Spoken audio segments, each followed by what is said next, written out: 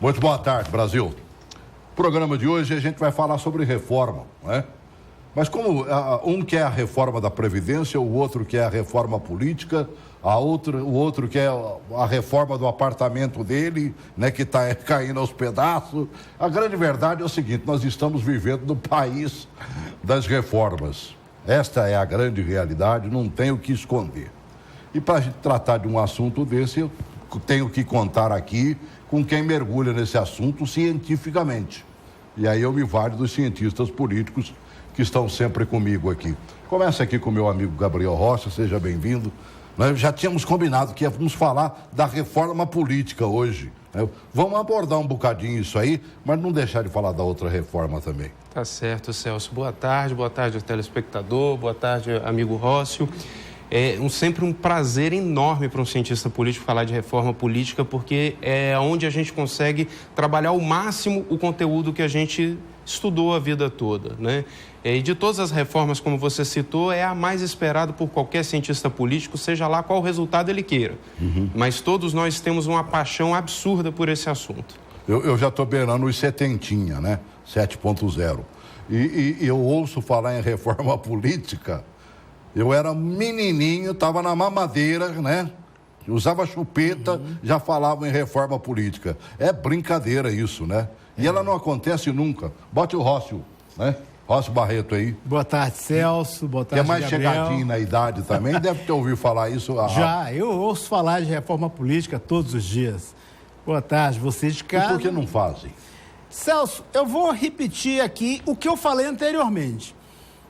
Uma reforma política feita por políticos só vai ser reformado o que convém para eles naquele determinado momento. Não existe um ser mais pragmático que o político. Então, ele vai adequar essas reformas às condições de que lhe garanta uma perpetuação no poder ou do grupo dele. Por exemplo, 2015 fez uma mini reforma, aí acabou com financiamento de pessoa jurídica. Justo. A campanha de 2016 já foi menorzinha, porque o empresário não pôde fazer doação pela empresa. E foi doação, de penúria, né? Para todos os candidatos. E foi de penúria. Os parlamentares, os políticos sentiram esse peso daí, essa necessidade de alguém estar pagando as contas da campanha dele. Então, nesse momento, eles já pensam em criar um fundão, um financiamento público de campanha, que não vai ser um financiamento público de forma igualitária para todos os candidatos. O partido que vai receber, exatamente, o partido que vai receber a quantidade específica e dividir da forma que ele achar adequadamente. E vai ser proporcional ao número de deputados que cada partido tem hoje no Congresso. Então, da seguinte forma: você financiar uma campanha política para quem já tem, para quem já garantiu lá os votos como deputado federal e garantiu um pouco mais. E o dinheiro vai todinho praticamente para PT, PMDB, PSDB. Exato, né? O PSD... Sobrou um tiquinho, vai pro DEM, vai pro PSB, vai... Os pequenos partidos a cada dia vai sumir mais. Os outros 30 vão ficar morrendo de fome. Vão ficar a ver navios. Brincadeira. Então, por isso que não acontece uma reforma política. Gabriel, por que o governo Temer só pensa naquilo? Quer dizer, previdência, né? Ele está tentando recompor a base política dele, né? E ele só fala inicialmente na reforma da Previdência.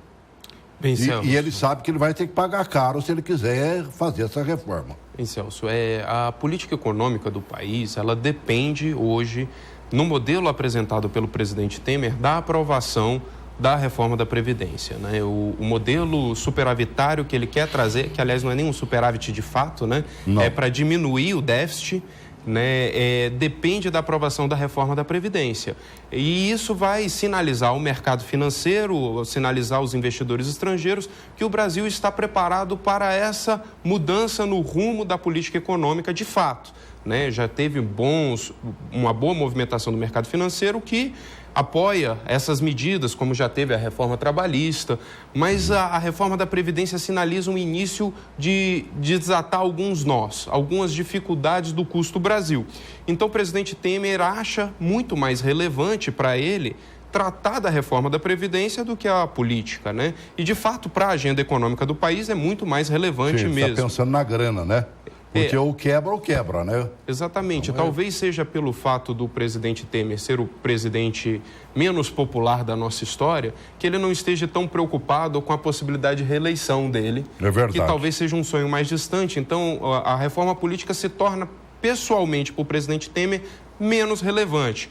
Além do plano de governo dele ser estritamente vinculado à reforma da Previdência. Tem uma matéria aqui que faz, inclusive, um pouquinho, né, um pequeno balanço desse comprometimento e tudo mais, e da busca, né, da base aliada pelo presidente Temer, da busca da reforma da Previdência. E logo no final da matéria também, bota um Gilmar Mendes botando a boca no trombone contra o Procurador-Geral da República. Coloque essa matéria, por favor.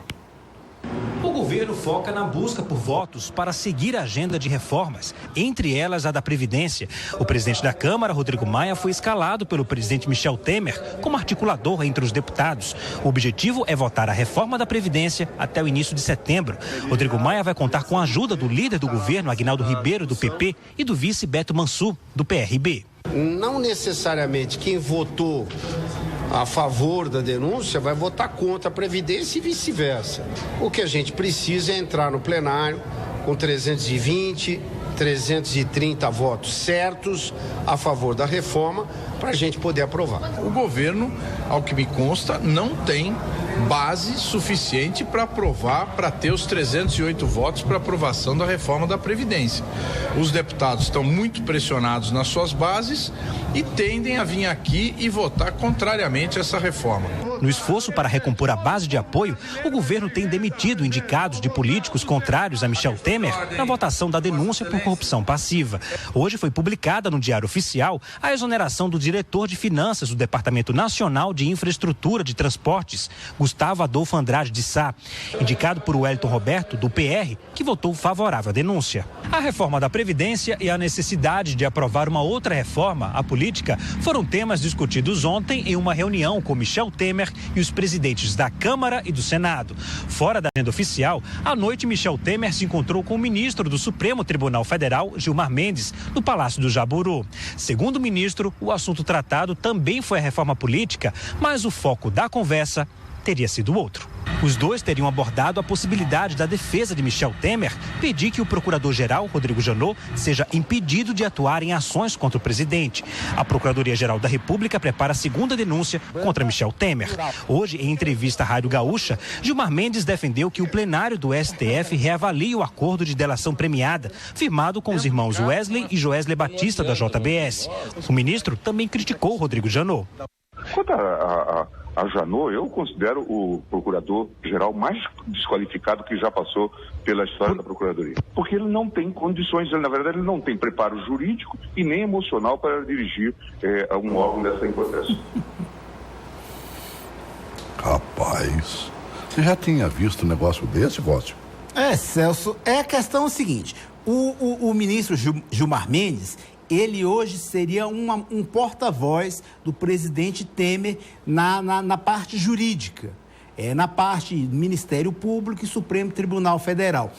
A crítica que ele faz diretamente ao procurador Janot é uma crítica sem uma certa fundamentação. Porque o Procurador-Geral da República é eleito por uma lista tríplice, o fato dele ser procurador já o qualifica juridicamente para ele estar em tal posto. Imagina ele fazer parte de três, exatamente. Né? E ele sendo eleito... Indicado pelos próprios colegas. Exatamente. O melhor... Eu acho que é descabida isso aí, que o Gilmar Mendes falou, não é interessante, não seria interessante ele ter falado dessa forma. O procurador Janot tem condições, a gente percebe que ele é equilibrado. Agora, porque ele apresentou uma denúncia baseada em umas delações, não quer dizer que ele não tenha habilidade para ser procurador-geral da República. Pelo contrário, eu acho muito capacitado e competente para exercer tal função. Rapaz, o que esse pega pra capar é que é um negócio interessante, né, mano, velho? Né? Legislar em causa própria, sabe? sempre. E o pior é que isso está acontecendo nos três poderes da República. E aí a gente é reino dividido, né? E diz a Bíblia claramente, não prosperará. né? Meu Deus do céu. Você já tinha visto um negócio desse, assim, bater com tanta força desse jeito, Gabriel? Não, Celso, realmente eu não consigo me recordar de nenhuma crítica tão direta assim, né? Perante um membro do Judiciário ao Ministério Público, né? Mas a gente também tem que entender que uma das grandes características do povo brasileiro é que o povo brasileiro é corporativista, né? Então, em primeiro lugar, o que o brasileiro defende é a sua corporação, é o seu grupo, né? Então, o fato de alguém compor uma lista tríplice não o coloca como o melhor procurador daquele órgão, e sim, com certeza, alguém que consegue defender os interesses daquele grupo. Então, não necessariamente ele seria o mais qualificado para estar naquele cargo. Então, a crítica do ministro Gilmar Mendes, cabe a gente fazer essa avaliação.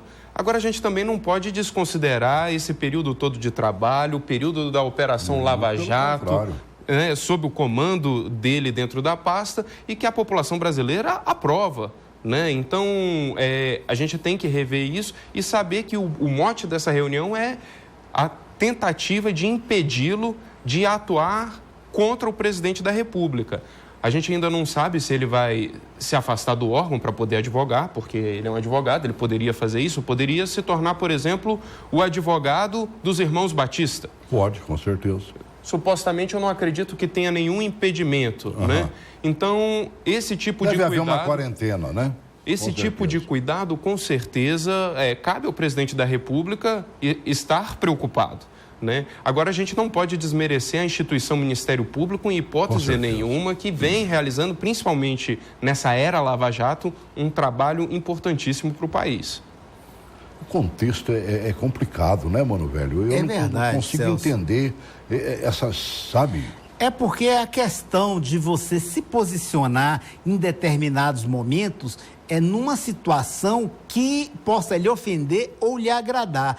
O Procurador-Geral da República está aí há 2 anos, eu nunca tinha visto nem ouvido uma crítica do ministro Gilmar Mendes com essa força e com essa ênfase.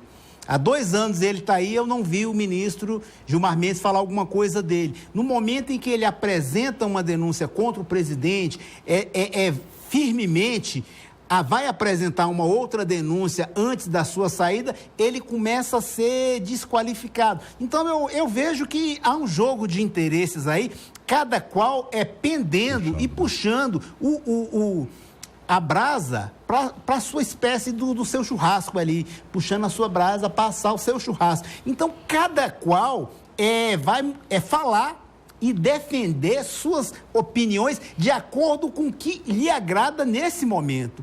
Então, a gente vê, ontem, em uma entrevista com relação à reforma política, perguntaram ao ministro Gilmar Mendes o que ele acharia que era prioritário e seria aprovado nessa reforma política agora em 2017. Ele não quis falar que o presidente defende o voto distritão, defende o fundo constitucional, e ele chegou até a falar em parlamentarismo, né? Mas o Gilmar Mendes falou que tinha condições de chamar juristas, cientistas políticos e outras pessoas para defender o melhor modelo para ser apresentado já nesse ano, a valer, a contar das eleições do ano que vem. Então, a gente percebe que o Gilmar Mendes está muito ligado com o presidente Temer. Há prazo para isso? Não, Celso, a contar de hoje 1 mês e meio. 1 mês e meio para discutir, não há prazo, mas existe coisas que já vem pronta. Acordado com os líderes ali, chega para o plenário apenas para votar sim ou não, isso vai, isso não vai, sem fazer nenhum destaque, sem fazer nenhuma emenda, aquele projeto ali. Eu creio, na minha opinião, que vai ser aprovado uma mini-reforma, semelhante à de 2015 ou ainda menor, garantindo que o fundo constitucional seja aprovado, o fim das coligações proporcionais seja aprovado nesse momento. Duas coisas que eu acho que será aprovado nessa de 2017. O que acontece se esses 2 casos forem aprovados aí? Bem, o fim da coligação, o impacto imediato é que some aquele termo pejorativo que foi criado da legenda de aluguel, né? A gente tem 35 partidos no país e alguns deles ainda não se colocaram a disputar efetivamente a cargos em determinados estados. Então, nesses estados, normalmente eles negociariam o seu tempo de televisão, basicamente anterior à mini-reforma, e agora com o financiamento público também, em parte, com o recurso para o financiamento de campanha. Se aprova isso, esses partidos, de fato, o fim da coligação, vão ter que lançar. Si? Eles vão ter que lançar suas candidaturas. Todos, é mesmo? Exatamente. Cada partido lança os seus. Qual é o lado ruim, né? Tem um lado ruim para o viés de seleção do eleitor, né? O eleitor hoje, ele tem uma quantidade de candidatos que ele já não conhece. Isso sendo aprovado, essa quantidade multiplica para quase 30 vezes o número de candidatos, porque cada partido, sem estar coligado, pode lançar o número de vagas a serem preenchidas. Então, cada partido em São Paulo, cada um dos 35, pode lançar 70 candidatos a deputado federal e 94 a deputado estadual. Então, a quantidade de candidaturas isso aí, inviabiliza ao eleitor a observância realmente de todos os candidatos. Hoje já é muito difícil, é um fator do nosso pluripartidarismo. Mas já pensou, o que parece, estão falando em 3,5 bilhões para poder bancar essa eleição, né? Dividido para esse monte de gente aí, vai chegar a lugar nenhum, né? Vai faltar dinheiro, com certeza. Celso, e com relação a esse fundo partidário, vai beneficiar o núcleo duro de cada partido. Por exemplo, o partido tem uma simpatia por alguns candidatos em detrimento de outros. Eles serão beneficiados. Os mais queridos do partido serão beneficiados com verba pública, enquanto outros, nas mesmas condições que vai disputar uma vaga a deputado federal, distrital, ou até mesmo senador, não terão as mesmas condições que outros que são os queridinhos do partido. O partido que vai administrar a verba que lhe convier desse fundo. Então, fica uma situação desagradável, vai manter o status quo, quem está com mandato hoje será reeleito ou manterá no seu lugar alguém daquele mesmo grupo. E vai ser um congresso da mesma forma. Aí é onde eu venho e discordo para você, que o parlamentarismo, nesse momento, como defendeu o presidente Temer para a Rádio Band News, eu acho que poderia ser pensado o parlamentarismo para esse ano.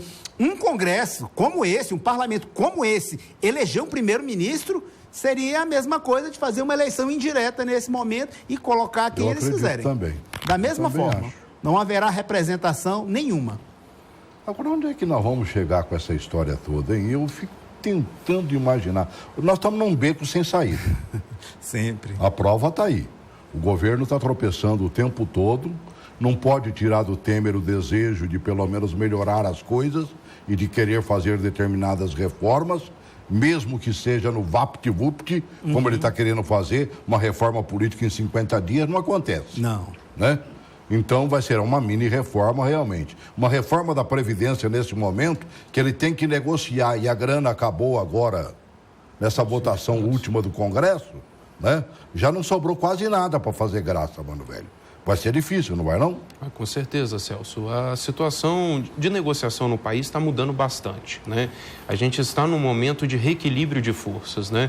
Os sindicatos, com a reforma trabalhista, como a gente tratou no programa passado, estão tendo que se readequar às novas contas, né? Porque estão desesperados pedindo para mudar a história, né? E sempre foi um fator... Quem acostumou mamar uma mamadeira inteira a cada minuto, né? Pegar um terço e olha lá, se é um terço. Vai faltar. E no momento desse, da discussão da reforma da Previdência, o contraponto ao governo natural era da gente esperar a movimentação dos sindicatos. Quem deveria estar verdadeiramente como representação da sociedade, não do parlamento, seriam os sindicatos, que são vinculados às categorias dos trabalhadores, né?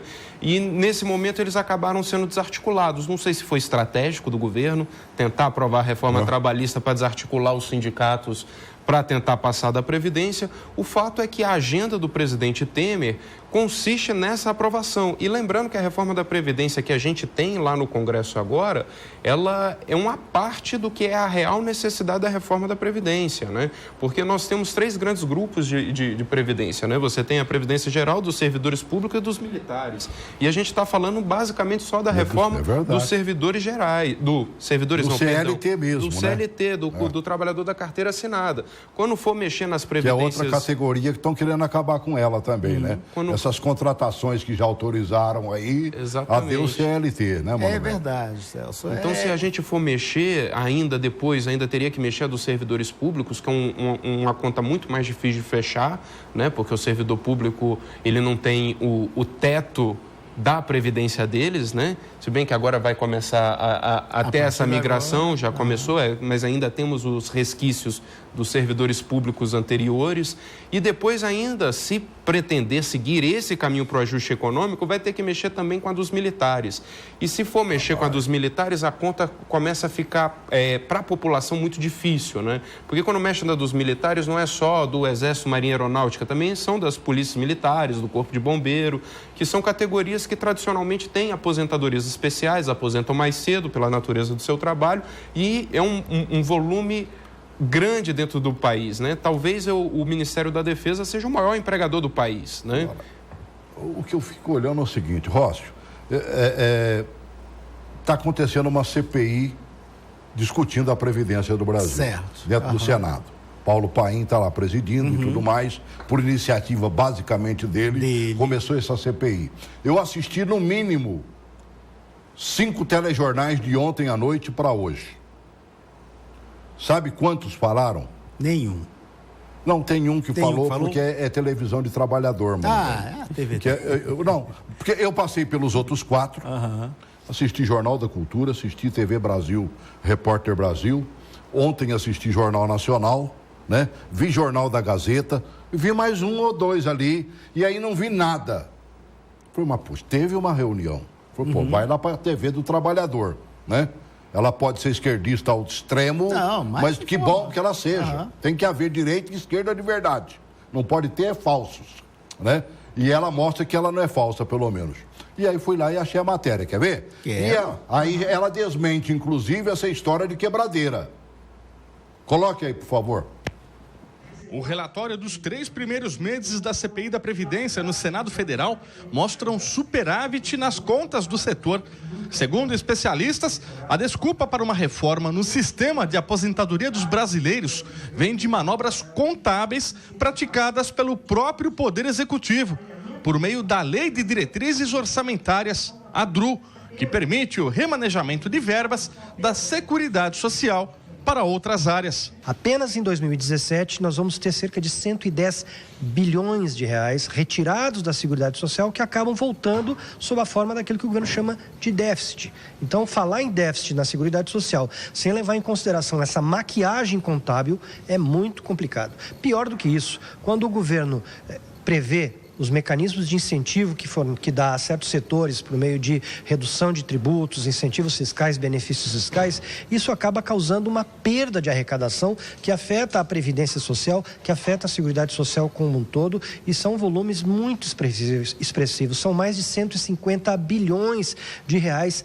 por ano. Na audiência desta segunda-feira, o presidente do Sindicato Nacional dos Auditores Fiscais, Carlos Silva, lembrou que o Palácio do Planalto, ao mesmo tempo em que afirma haver rombo nas contas, edita medidas provisórias e corre para aprovar leis que permitem a recuperação fiscal de grandes devedores. O refis, que deve ser votado nesta semana na Câmara e que pode perdoar até 99% das dívidas. Deixa aí de maneira escandalosa a conduta pró-empresário contra empregado, contra trabalhador, contra a proteção social. Então nós, auditores fiscais do trabalho, somos contra a reforma da Previdência porque ela não representa um olhar amplo e um olhar universal. Ela representa um olhar dirigido ao mercado financeiro, especialmente no caso da reforma da Previdência, ao mercado da Previdência privada. A pedido do senador Paulo Paim, a CPI foi estendida. Serão mais 4 meses com o objetivo de debater as práticas de gestão da Previdência. Segundo o parlamentar, a reforma em tramitação no Congresso, não deve ser aprovada, a não ser que a base governista faça várias alterações no texto original. O que já foi cogitado entre Michel Temer e Rodrigo Maia, em reunião no Palácio do Planalto. Ele não tem 308 votos na Câmara e nem aqui no Senado. Por isso vai fazer uma meia-sola, muito mais para sinalizar para o mercado que ele fez a reforma também da Previdência. Deveria engavetar de uma vez por todas essa reforma e que a gente discutisse com calma uma nova gestão, administração da nossa Previdência para arrecadar aquilo que ela tem de direito e os sonegadores desviam e botam no próprio bolso. É a diferença que a gente vê quando se trata de Previdência de um trabalhador, porque o país é um trabalhador. Né? Não sei se vocês prestaram atenção, mas no comecinho da matéria, quando começou a mostrar o panorama lá, ele estava com uma quentinha em cima da mesa, estava almoçando. Né? Ele sabe o que quer comer de quentinha, né? Lembra bem o tempo em que ele pegava no braço mesmo. É verdade. Não é mole, não. Agora, quando você não vê, inclusive, se publicando matéria como essa, é porque está todo mundo pro lado dos bancos, né, Maquiando. Celso. Né? Previdência privada, eles estão assim, ó, esperando só para dar o bote, mano, velho.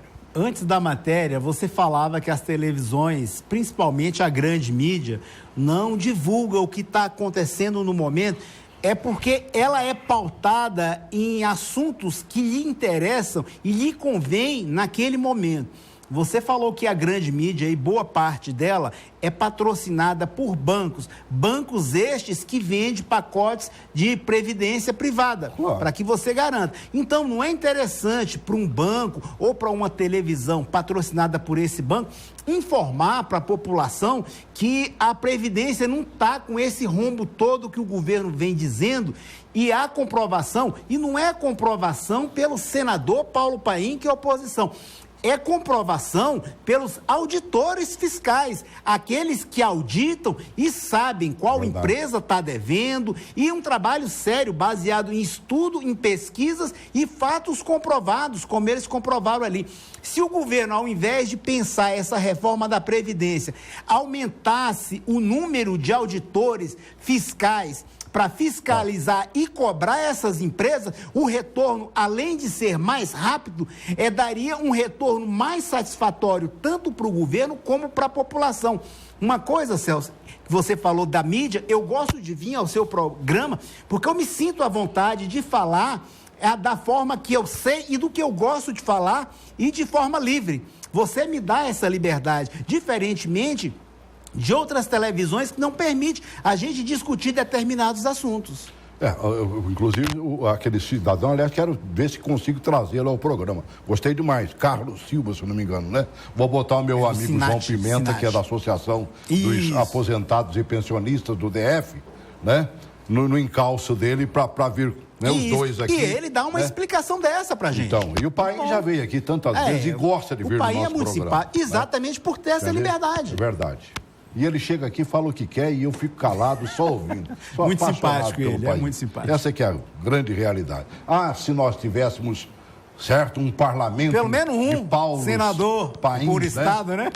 Meu Deus do céu, que o Rio Grande do Sul não nos tire, né? Como já nos tirou Pedro Simão, né? Pedro Simão. É outro também, que figura é pedra pesada, né? Maravilhoso. Houve um perdão agora, por exemplo, para o pessoal da área da agricultura. E não foi para o pequenininho, não. Foram para os mega empresários da agricultura brasileira. Há um perdão quase total e parcelado a perder de vista. Enquanto isso, estão falando em rombo da Previdência. E aí? É verdade, Celso. E também está se discutindo um refis para as empresas na Câmara, né? E as propostas, basicamente, elas consistem em dar um desconto, que é quase um perdão, porque chegou, um dos descontos propostos na Câmara chega a 99%, mas é em cima da multa, né? dos juros e multa. O que para mim, como cidadão, quando eu estou devendo alguém, me faz muito sentido a pessoa me dar um desconto se eu for pagar à vista, né? Ele, não, vou fazer um acordo com você, tudo bem, você não me paga juro e multa, mas você me paga toda a sua dívida. O que me chateia como cidadão é quando eu vejo uma situação dessa é que eles vão te perdoar seus juros e multa e ainda vão te parcelar. Isso não faz muito sentido para mim. Com relação à Previdência, Celso, o ponto é que, realmente, quando a gente olha os dados, a Seguridade Social, ela não é deficitária, mas a Previdência Social que integra a Seguridade, ela é naturalmente deficitária. Como qualquer previdência pública, ela tende a ser deficitária.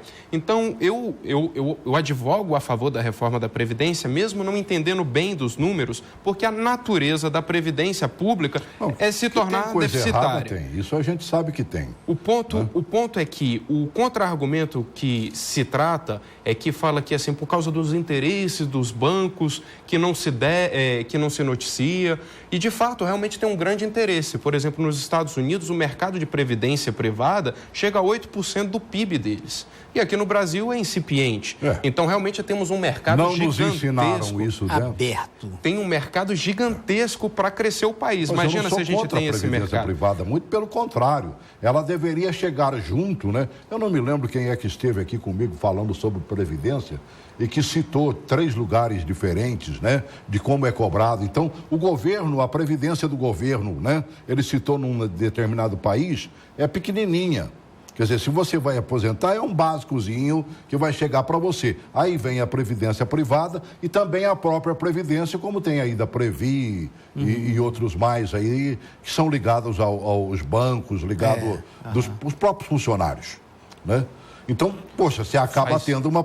Faz parte do plano de carreira dos funcionários fora do nosso país, né? Que o cara tem uma parte de contribuição que a empresa também o ajuda, né? Não é tão alto quanto aqui no Brasil, porque realmente as empresas aqui dão o dobro, né? Então, você dá R$100 para o Fundo de Previdência do Banco do Brasil, o Banco do Brasil dá mais 100. Então, quer dizer, o banco, esses escândalos que teve no Fundo de Previdência são mais absurdos do que a gente vê, porque já garantiu para o trabalhador 100% de lucro e mesmo assim deu prejuízo. Eu não sei como é que é possível fechar essa conta. Não sei como é que eles conseguem fazer um negócio desse. Eu acho muito complicado fechar essa conta, mas eu acho que é bom você trazer um economista, o pessoal do Senat, realmente para discutir os meandros dessa conta. Mas como cientista social, eu vejo uma aposta muito relevante do presidente Temer em dar esse salto para a previdência privada. Se nos Estados Unidos chega a 8%, quanto da nossa economia pode crescer se a gente passar a ter esse mercado de fato? A gente passar a incentivar as pessoas a terem, ir lá no Banco do Brasil ou na Caixa Econômica, onde ela tem a conta, e fazer um depósito mensal de R$50, R$100 para engordar a aposentadoria dele. Agora, a gente percebe o seguinte, ó, lá dentro do próprio Congresso, eles não estão nem aí para votar essa Previdência de imediato. Né? Os partidos que apoiaram o presidente Temer, né, que disseram não à continuidade lá do processo do Temer, né, e pelo menos no momento, eles estão cobrando a conta. Ontem eu coloquei até um vídeo muito interessante aqui, eu estava com o Fraga aqui, eu peguei o comecinho desse vídeo que fala exatamente da movimentação desses parlamentares e a razão e o porquê. Coloca aí, por favor. A maior cobrança parte de legendas que foram decisivas na votação para barrar a denúncia por corrupção passiva contra o presidente Michel Temer. O PP, PSD, PR e PTB pressionam para que a reforma política seja antes da Previdência. Até parlamentares da oposição defendem a prioridade nas alterações políticas. Entre as mudanças previstas estão a criação de um fundo público de financiamento de campanha de mais de R$3 bilhões, o fim das coligações, a aprovação de uma cláusula de barreira para dificultar a criação de novas legendas e a antecipação da janela partidária, que permite políticos trocarem de partido sem perder o mandato. Os deputados correm contra o tempo porque querem que essas medidas estejam valendo na eleição do ano que vem e, para isso, elas precisam ser aprovadas em 60 dias. Eles querem querem a reforma da Previdência. De bobo de quem se engana muitíssimo quem pensar que esses partidos de médio para pequeno não têm soma de votos. Caia, por exemplo, esses 5 partidos ou 6 aí que apresentaram, né, que estão cobrando a encomenda, né? Se a pessoa, se esses caras virarem contra o presidente da República. Exatamente. Na matéria, Celso, citou mais 2 coisas que eu não tinha falado, que seria antecipação da janela partidária, que eu acho uma vergonha, porque a pessoa tem que entrar num partido por ideologia ou por conhecer o programa e se inteirar com aquele partido, não por conveniência do momento. Eu também acho. Com exceção a fatos raríssimos. E a cláusula de barreira. A cláusula de barreira, eu também acho que, nesse momento, não seria interessante, principalmente para esses nanicos, que teria que manter 2% da votação. Essa cláusula vai acabar com uma série de partidos desses. Vai acabar, exatamente. De 35 vai, olha lá, se não ficar pela metade, viu? Exatamente. Então, eu creio que a cláusula de barreira, nesse momento, não seria interessante. Não seria interessante. Eles vão ter que... O que é a cláusula de barreira? É a amostra de votos, não é isso? Exatamente. Eles têm que somar X votos, porque senão o partido já não existe mais. E um número X de estados para dizer que o partido existe definitivamente. Para dizer que não é uma legenda para receber somente fundo partidário e para alugar o seu tempo de televisão em época das eleições. É mais ou menos isso. Uma coisa que está me chamando muita atenção, e eu particularmente não me aprofundei nesse assunto da reforma política, certo? Eu ouço o que vocês falam para mim aqui, mas eu estou ouvindo essa palavra distritão. O que é isso? Celso, é muito simples. O distritão você vai pegar a eleição para deputado federal e para deputado estadual e vai garantir que os mais votados vão sentar na cadeira. Eles vão tirar o cálculo da proporcionalidade para sobras da eleição. Ou seja, os mais votados vão estar lá. Então, aqui, no caso do Distrito Federal, os 8 mais votados assumiriam. Né? No caso específico, por exemplo, dos nossos deputados federais, nós teríamos uma mudança lá de, no mínimo, 4 cadeiras. Não, Celso. Né? Se a eleição passada fosse desse se a gente fosse considerar o resultado das eleições, seria mais ou menos isso. O bispo Jorge Paulo, teremos o futuro candidato a governador aí, o Alírio. Exato. Né? A Eliana Pedrosa teve mais votos do que uns 2 que estão lá. E seria uma mudança. Agora, quando eles falavam, por exemplo, o voto distrital, não tem nada a ver com o distrital. Não. São coisas diferentes. Porque o distrital seria regional, não é isso? Isso. Distrital seria dividir geograficamente pela justiça eleitoral. Cara, então, o candidato do estado de São Paulo, ele poderá ser votado de norte a sul, de leste a oeste do seu estado? No seu estado. Não, do jeito que está, no distritão, sim. No distrital, não. No distrital, ia dividir por 35 distritos. E a outra parte seria eleita pela legenda, caso fosse aprovado o distrital misto. Mas aí inventaram esse distritão aí. O distritão seria o mais votado. Seria como um voto majoritário. Passar. O distritão é o voto que o presidente Temer defende. Eu tenho visto... e conversado, inclusive, com alguns candidatos em eleições passadas, eles faziam uma conta. Eu vou ter mais ou menos... Vou falar de um que eu ouvi que foi deputado. Não vou citar o nome, porque... precisa. Né? Mas eu vou ter uns 6 mil votos, 7 mil votos, mas tem esse monte de gente aqui, né? Que vai ter fulano, vai ter 100, ciclano vai ter 1.000, o outro vai ter 2.000, o outro vai ter 300, e na somatória nós vamos ter um deputado eleito. Porque soma... né? Isso. Divide os votos válidos pelo número de deputados e aquele ali é o coeficiente lá, como não sei qual é o nome que dá. E ele se elegeu. Ele armou bonitinho, né? Dentro da lei. Agora isso acaba? Bem, no modelo do distritão ele acaba, né?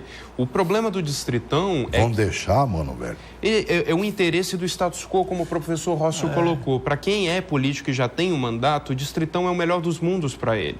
Porque ele já tem a estrutura, ele já está aparecendo, ele tem gabinete, então é mais fácil ele conseguir esses votos. E ele fica menos refém do partido político. O voto passa a ser estritamente dele. Aí, provavelmente, em seguida, eles também vão judicializar em relação à fidelidade partidária se aprovado o distritão, porque os votos são deles, independe do partido. Aí vai ter, por analogia, a aplicação como é no Senado. É um cargo majoritário. O distrital puro seria a divisão daquele estado pelo número de cadeira em disputa. Aqui no Distrito Federal, a gente elege 8 deputados federais e 24 deputados distritais. Isso. Então, a gente teria que ter 8 áreas do Distrito Federal para eleger um deputado federal e 24 áreas, né, que vai subsidiar para eleger um distrital. Isso. Qual é o problema do modelo distrital puro? Né? É que o sistema político fica à mercê da justiça eleitoral na delimitação dos distritos. Isso acontece muito nos Estados Unidos, que o modelo é assim nos Estados Unidos. É o modelo que eu defendo. Que às vezes acontece alteração no resultado da eleição, porque antes do início do pleito, a Justiça Eleitoral alterou uma rua da posição. Aí muda completamente o resultado da eleição. Então, você passa... Porque eles devem calcular por número de votos também, né? Sim. É mais ou menos senão isso, você vai pegar uma região como Taguatinga. Vamos pegar Taguatinga, que é a cidade-mãe ali daquela região. Né? De Taguatinga surgiu Ceilândia, que é hoje a maior cidade do Distrito Federal. Surgiu Samambaia, surgiu Recanto, né? E aqueles setores em volta todinho ali. Mais da metade da população eleitora do Distrito Federal, se não 70%, está naquela região ali. Com certeza, Celso. E isso tem que pensar em todas as distorções que isso pode gerar. Isso vai gerar um trabalho hercúleo para a Justiça Eleitoral. Talvez seja uma experiência que a gente precise passar. Eu ainda não sou muito otimista, não, mas também não consigo dizer que sou contra, né? Mas eu penso em estados do norte, por exemplo, que a gente tem um nicho populacional muito grande na capital e o interior do estado é praticamente desabitado. Então, você pega estados por exemplo, no Acre, o Acre você tem praticamente 80% a 90% da população em Rio Branco. O resto do estado vão ser distritos vazios, com poucos votos. Então, seria uma situação difícil de fazer essa... para trabalhar, inclusive, né, Mano Velho? Seria fácil de eleger os outros 7, mas como é que você então, divide? Com dinheiro na mão, se ele mesmo se patrocinar, porque isso pode, né? Limitado nas propostas a 2 salários mínimos. Tirando alguns gastos nessa pessoais. Nessa proposta nova agora. Que é do Vicente Cândido. Do Vicente Cândido. Nessa reforma de 2017. No modelo vigente, pode o camarada gastar os recursos que ele puder dentro da limitação de gastos que se manteve em 70% da eleição anterior.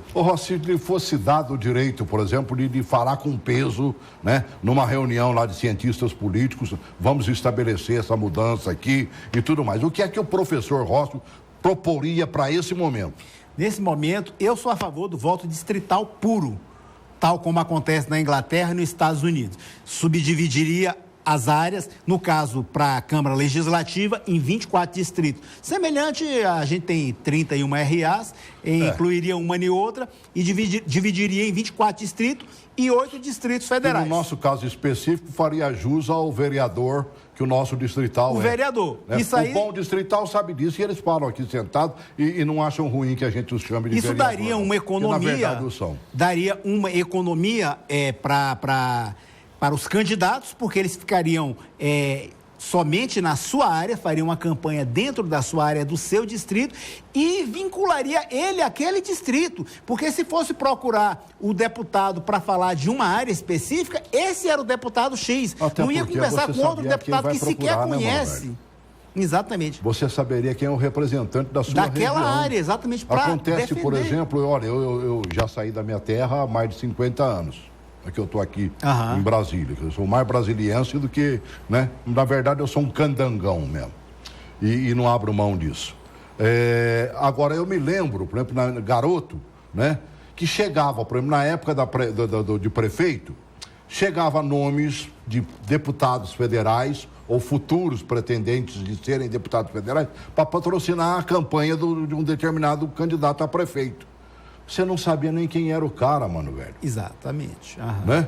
Agora, pelo menos se fosse da região, aquele prefeito que apareceu ali naquele distrito, naquela região, esse cara é trabalhador, esse cara é dinâmico, vamos votar nele para nos representar. Eu acho que seria interessante, né? Esse é o principal ponto a favor do modelo distrital, né?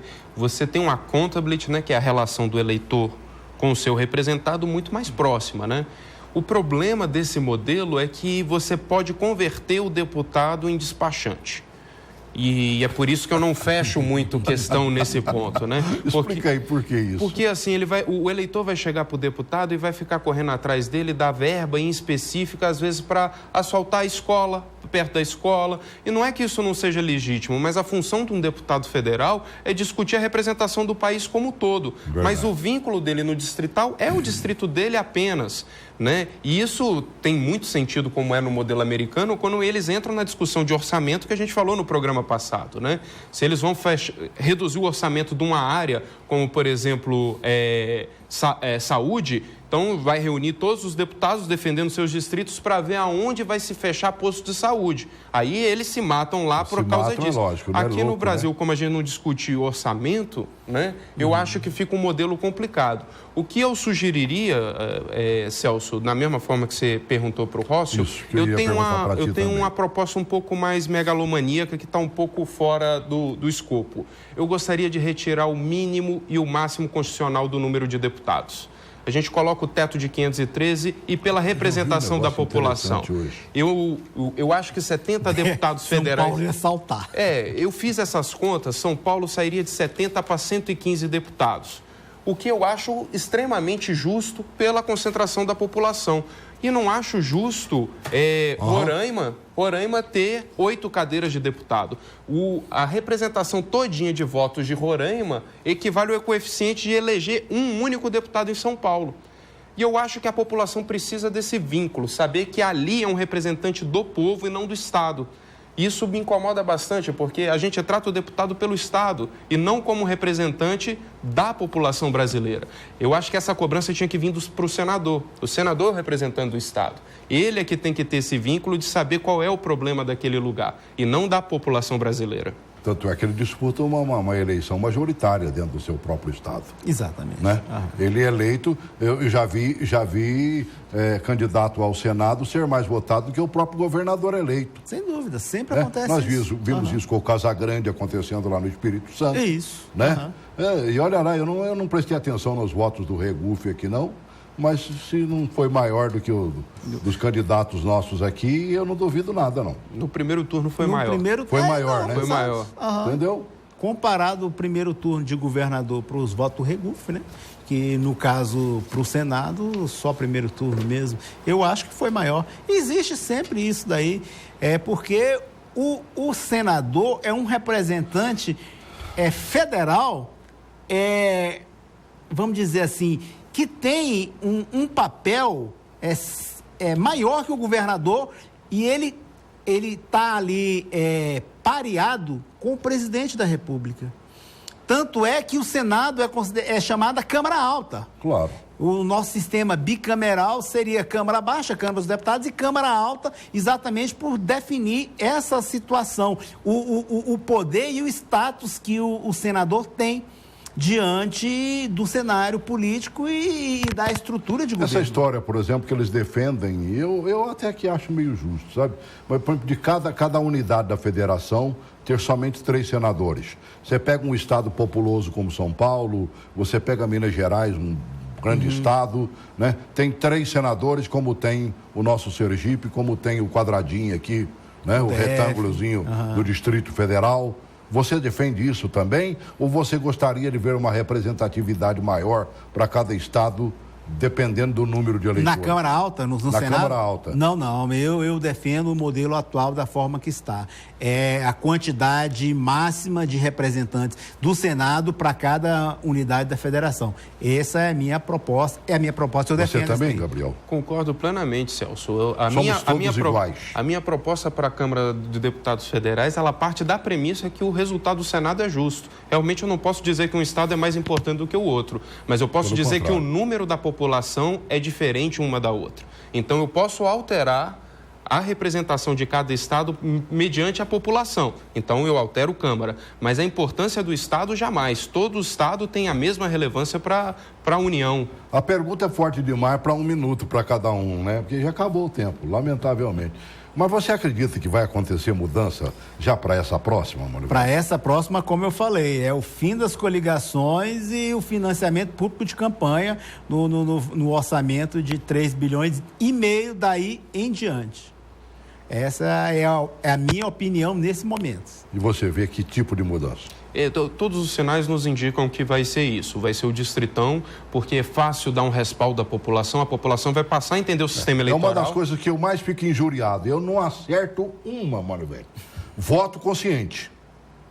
Eu sou eleitor que eu sei em quem voto, né? Eu votei em Aureliano Chaves, eu votei em Ulisses Guimarães, né? Eu vejo quem é que realmente dá a vida pela nação brasileira. Agora, deputados, por exemplo, dos que eu votei pesadamente mesmo, e tal, não foram eleitos. né? Por quê? Por causa dessa tal de coligação aí que pega o mais votado lá na frente e você acabou votando num e elegendo o outro. Senadores, então, lembra daquela história? Exato. Que antigamente não era como agora, majoritário, né? Somava voto ali. Exatamente. Né? Então, eu votei no Lindbergh, por exemplo, elegi o Meira Filho. Né? Nada contra, o radialista do princípio de Brasília. Lamentavelmente, não fez muita coisa como senador da República. Né? E foi eleito com o jargão da pena de morte.